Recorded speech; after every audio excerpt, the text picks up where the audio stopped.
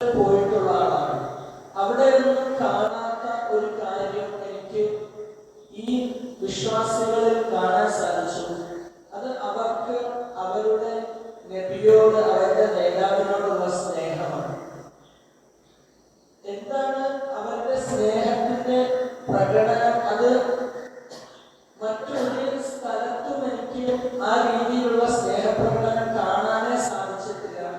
അതായത് ഈ നബി വുളു എടുക്കുകയാണെങ്കിൽ ആ വുളുവിൽ നിന്ന് വീഴുന്ന വെള്ളത്തിന്റെ ഒരു തുള്ളി പോലും ഭൂമിയിൽ വീഴാതെ ഈ സഹാബാക്കൾ ആരെങ്കിലും വന്ന് കയ്യിൽ പിടിക്കുകയും ആ വെള്ളം മുഖത്തും മേത്തും തേക്കുകയും ചെയ്യുകയും, ഈ നബിയുടെ ശരീരത്തിൽ നിന്ന് ഒരു രോമമെങ്കിലും പൊഴിയുകയാണെങ്കിൽ ആ രോമം കൈവശം കിട്ടാനും അത് സൂക്ഷിക്കാനും വേണ്ടി സഹാബാക്കൾ മത്സരിക്കുകയാണ്.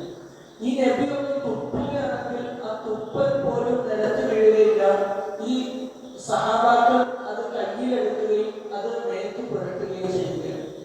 അവരാരും തങ്ങളുടെ മുഖത്ത് നോക്കി സംസാരിക്കുന്ന പോലുമില്ല. അത്രയും ബഹുമാനം കൊണ്ട് തങ്ങളുടെ മുന്നിൽ കണ്ണുകൾ താഴ്ത്തി ശബ്ദം താഴ്ത്തി മാത്രമേ അവർ സംസാരിക്കുകയുള്ളൂ.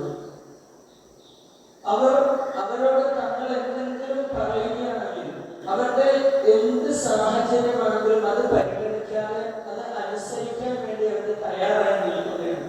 എന്നിങ്ങനെ സഹാബാക്കളോടൊപ്പം കുറച്ച് മണിക്കൂറുകൾ മാത്രം ചിലവഴിച്ച ഒരു ശത്രുപക്ഷത്തുള്ള ഒരാളുടെ, ഒരു മുശ്രിക്കിന്റെ വിലയിരുത്തലാണ്. ഉമറുള്ള ഇതാണ് യഥാർത്ഥത്തിൽ മുഅ്മിനീങ്ങളുടെ മാനസികാവസ്ഥ. സല്ലല്ലാഹു അലൈഹി വസല്ലമയുടെ സ്നേഹം അത് ഒരു വിശ്വാസിക്ക് ഈമാനിന്റെ കൂടെ നിർബന്ധമായും മനസ്സിലേക്ക് ലഭിക്കുന്ന ഒരു കാര്യമാണ്.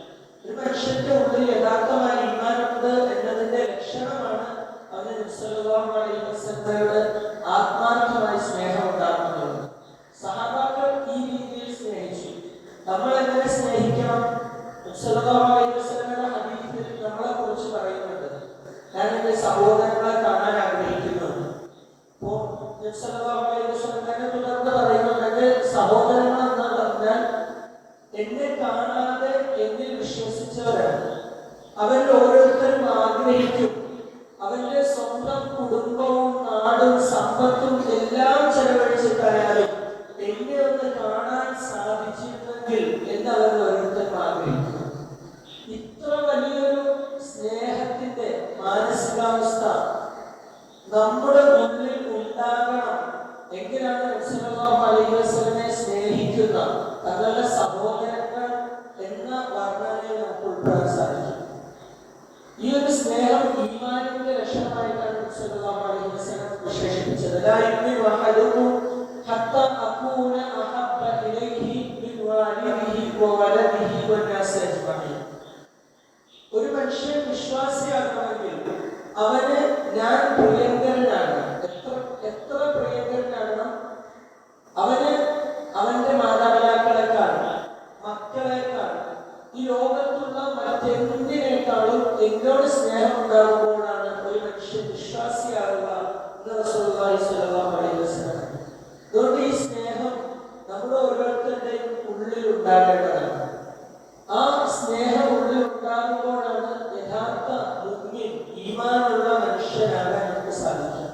അല്ലാഹു സുബ്ഹാനഹു വ തആല നമുക്ക് റസൂലുള്ളാഹി സ്വല്ലല്ലാഹു അലൈഹി വസല്ലമയുടെ ആത്മാർത്ഥമായ സ്നേഹം ഈ പറഞ്ഞ രീതിയിൽ തങ്ങളോട് കാണാനുള്ള ആത്മാർത്ഥമായ ആഗ്രഹം നമ്മുടെ എല്ലാ മനസ്സിൽ നൽകുമാറാകട്ടെ. അൽഹംദുലില്ലാഹി റബ്ബിൽ ആലമീൻ. സുബ്ഹാനല്ലാഹി വബിഹംദിഹി, സുബ്ഹാനല്ലാഹി വബിഹംദിഹി, അഷ്ഹദു അൻ ലാ ഇലാഹ